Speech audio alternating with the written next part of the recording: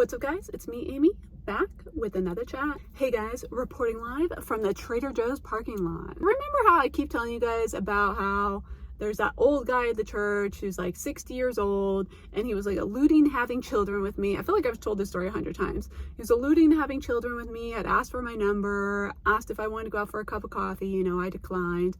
And so we had that whole conversation, and then that one day, a few weeks later, he's like, so no babies?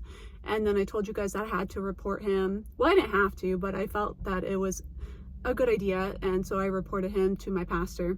I had done that, and then a couple weeks later, I had been feeling so uncomfortable. Like, I didn't want to go to the church.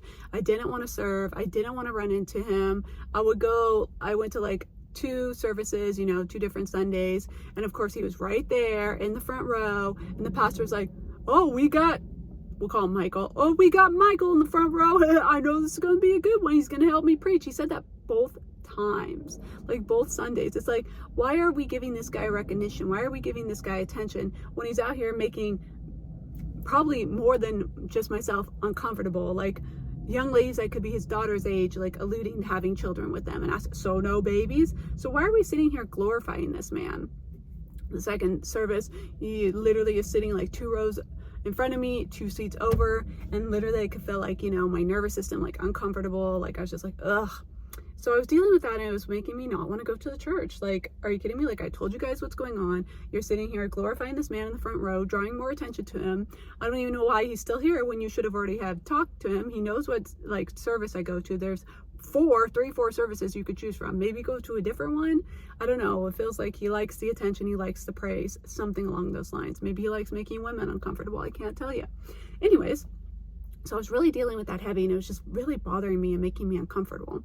I go to girls group. It's like a little group, with some of the girlies from church. It's a life group.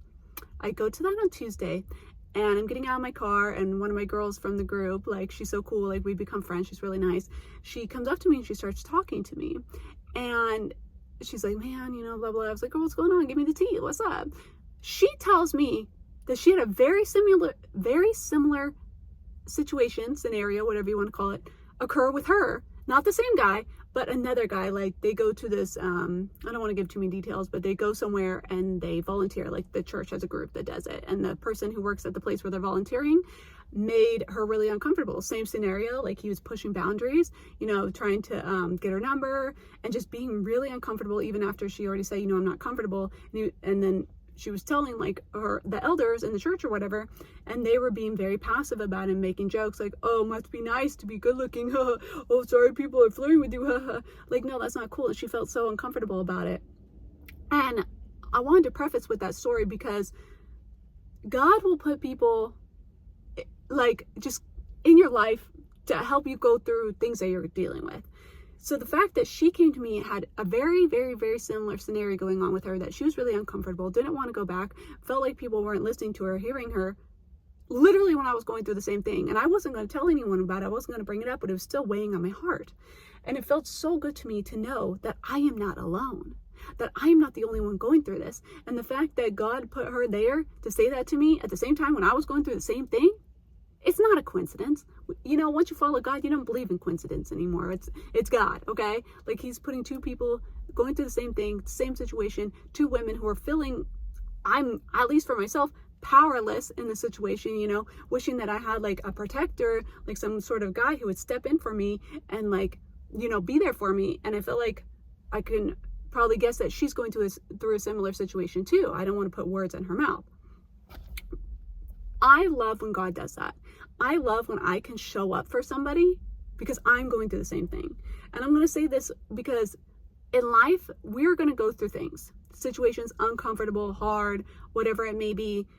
And we think, well, why am I going through these things? Why is God allowing me to do that? God did not promise a life without suffering. So we'll start there. But the thing is, when we go through things and situations and uncomfortable things, or maybe ways we've grown up or hard times, etc., those things that we have gone through are things that we can use to help other people. It's things that we can use to relate. It's those things that we can use to relate to other people and help them out. Yes, we're going to go through hard times, but like, Instead of sitting here focusing on the negative, focusing on why me, why this, why that, see how you can use those situations to help others. Go through it, grow through it, lean into God, let him give you the tools to work your way through it. And then later on, watch him work. Watch him help others through you and let you be the vessel to be there for them, to hold their hand through it, to give them words of encouragement, whatever it may be. There's a reason that you're going through whatever you might be going through. And I'm so grateful that I'm not the only one going through what I'm going through in this discomfort at the church. And that's God showing me, you're not alone. You're not the only one dealing with this. You're not the only one who's dealt with it before. You're not the only one dealing with it after. I told my girl, I said, girl, I don't like how the elders in the church did not take you serious. I don't like how those guys in the church did not take you serious. This needs to be addressed. And if you don't feel comfortable addressing it on your own, because I know how uncomfortable that can be and scary and intimidating, I got your back. I am here for you. And even if, we don't do anything about it, or even if we don't come together or whatever it may be, someone was still able to get their discomfort out. Someone was still able to talk about it, and someone was able to know that they're not the only one going through it. God's going to put you in position to show up for other people and put other people in position to show up for you. It's just amazing how God works. Nothing is a coincidence. And don't forget, if you're going through something, lean into God, learn what you can, and maybe later on down the road, you can use that discomfort, you can use that scenario, you can use that situation to help someone else who's going through it. At least to be there for them, I'll show up as a friend and let them know they're not alone. I have so much more I could say on this topic, but my camera does not have room. So I just wanted to just share that with you. And I just wanted to share that thanks to my friend showing up for me and randomly just expressing how she feels, not even knowing what's going on in my life, she was put there by God. And it changed so much in me. Like, I'm feeling so much more confident, more going to church, more comfortable. And it just feels good to know that I'm not alone. God is so good. There's going to be creeps, there's going to be weirdos, there are going to be uncomfortable things that happen, but God will get you through it. I'm feeling more comfortable in the church. My pastor reached out to me. She's wanted to check in on me, and I told her, I don't like how I'm still feeling uncomfortable. He's still there. Like, what should I do? How can you help me? Like, I don't want him to do this to somebody else. I don't want him to discourage a newcomer or someone new in their faith and maybe turn them away from church or turn them away from Jesus and God. So, I don't know.